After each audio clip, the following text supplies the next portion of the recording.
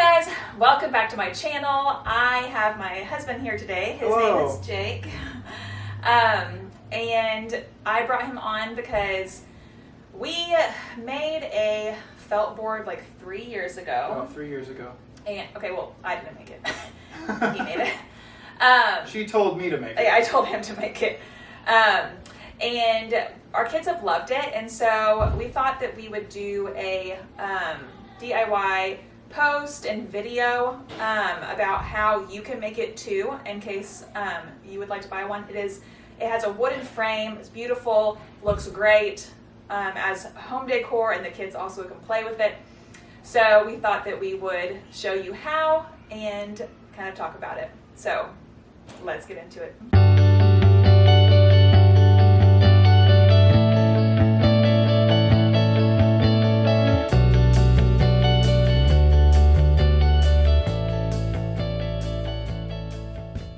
Okay, so like I said, he made it 3 years ago because we had a math curriculum that required using felt pieces as part of like the math manipulatives. And so I wanted one that was pretty and that would look good in the house. And so I just told you to make one. I guess we went to the felt store, picked out the colors and everything that we wanted, and then you built it. It's really satisfying to me whenever she has an idea and a dream for something, a lot of times having to do with homeschooling. Yeah. She brings the idea to me and I figure out how to build it and make it happen. And seeing it in use and seeing my kids enjoy using it is just really satisfying to me. Yeah. Yeah, so he went ahead and built that, and our kids have loved it. And we actually aren't even doing that math curriculum anymore, but I ended up putting that in the schoolroom at the playroom at our old house. And I put it I'll put a picture up of it. I put it near the kind of the floor in the playroom, and we ended up just getting a bunch of felt pieces and putting it in a toy box, and whenever the kids wanted to play with the felt pieces, we'd get them out and the kids could play with them. And still to this day, Yeah. almost every day, Yeah. one of our kids is either using it to practice math equations or practice spelling. It is so cool to see that. Yeah. So we ended up buying felt letters, and we bought felt numbers for math, and then also different animals. So the felt board has been such a great thing for not only homeschool, like the math manipulatives, spelling, things like that, creating stories, but it's also great for like rest time. So one of our kids especially loves playing with it during rest time. We have a box Yeah. full of the felt numbers and letters and like equal signs and everything. Yeah. He'll sit there and play with that for 2 hours. Yeah, he will. Often. Yeah. Now we have it like higher up in our schoolroom, like up on the wall. But whenever he wants to play with it, we're like, okay, it's rest time, and he's like, I want to play with the felt pieces. Then I'll get the board down off of the wall and put it down near the floor so that he can play with it. So. And then he cries when we say it's time to put it up. Yeah, he does. So that is, we've loved it, and I think that we're going to start selling these online. But we know that not everybody can afford to buy them online. Or you might just want to do it yourself, which is fun. Yeah, and a lot of people I feel like are wanting to learn how to do more DIY things, especially with wood. And so we thought this would be a great project whether you're just starting out with woodworking or DIY, or you're a little bit more advanced, just showing you how we made this so that you can make it too. And it's really affordable whenever you do it yourself. So there's many ways to build it. This is just the way I did it. Yeah. Because it was the tools that I had that I liked using. There's many other ways that you could put it together. Yeah. If you have any questions about it, just let me know. Any detailed, how to do this or that, what particular tool I used. If that's confusing to you, just let us know in the comments. Yeah, if you let us know in the comments, if you don't have a particular tool, we can maybe respond back telling you maybe if we can like work with the tools that you have and figure out if there's a way that you can do it. The wood that we used for this was red oak. That's right. And so that is a more expensive wood. So you could make this a lot even cheaper by using a cheaper wood. Such as pine. Yeah. You know, if you're watching this in 2021, wood prices are very expensive right now. And so even buying that red oak was like double what it normally would be. And so I'm sure once prices kind of go down, that'll be better. Or you can buy a cheaper wood. And this would really be a great affordable open-ended toy or homeschool educational resource for you. So, like I said, these step-by-step instructions are on the blog post, and so we will walk you through how to do it today, but if you are just needing to print it off right there, you can go to my blog post. I'll link it in the bottom, and go ahead and just hit that. You can print it or obviously just look at it on your computer. I've got all the materials we used, the tools we used, he used, and I told him while we were out there, I said, this isn't that hard, but I was just taking pictures the whole time. You didn't actually do anything. So it's all online. So head to that blog post if you are wanting the step-by-step instructions. Okay, so what was the first thing? First, you need to just go get your supplies at Lowe's or Home Depot. I think we got everything at Lowe's except for the felt. We got the felt at Hobby Lobby. Yeah, and we went into the section and had them, that you cut it out. That's right. They unrolled it and then they had to cut it out of one of the bags. Yeah, and we used gray, but obviously you can use any color. So. That's right.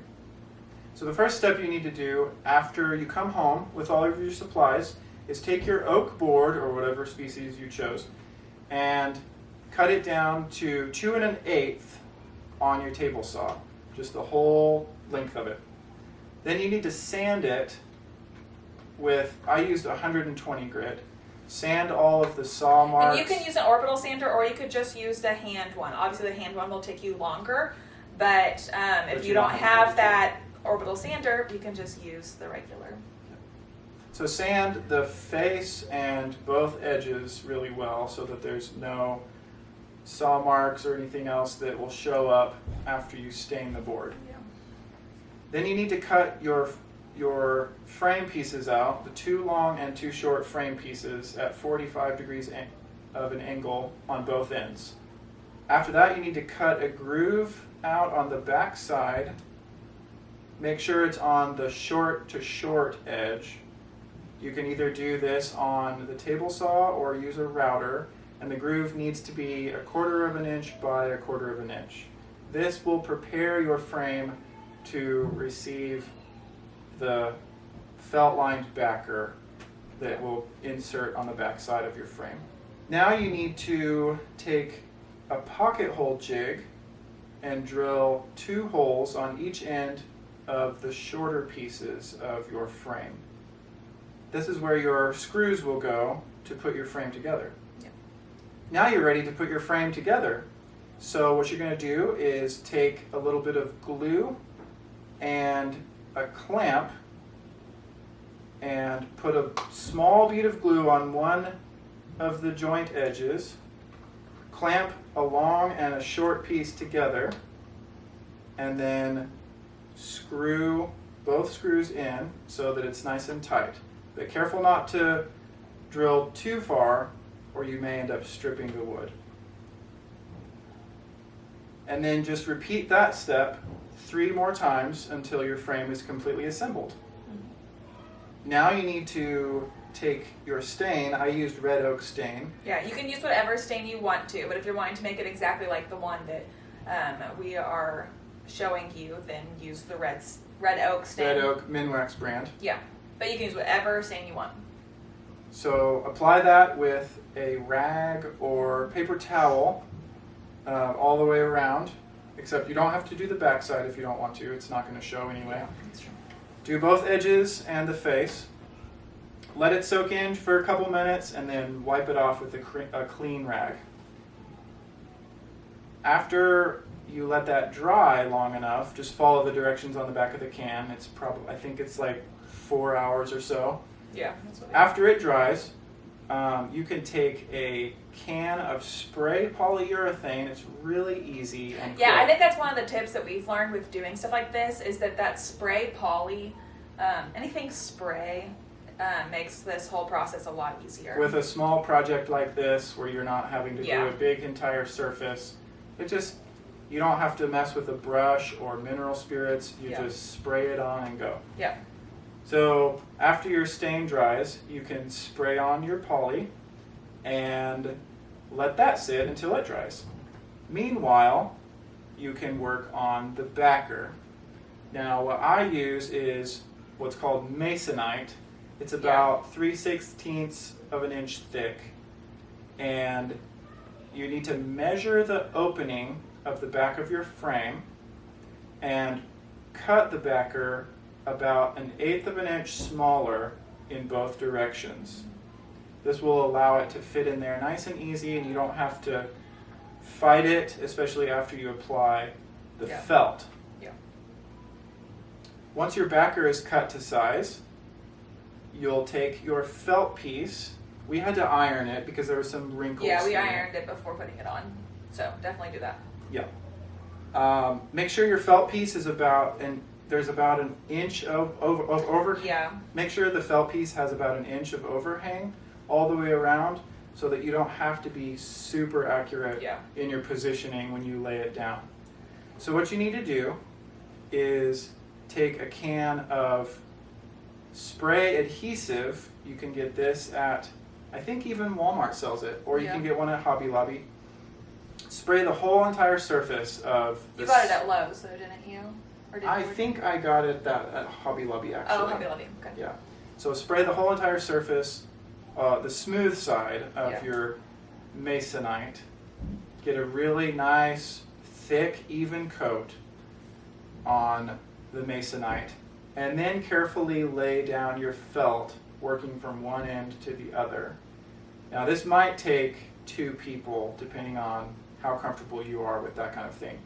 The spray adhesive that I got does allow you to move the felt around a little bit. Yeah, that was nice.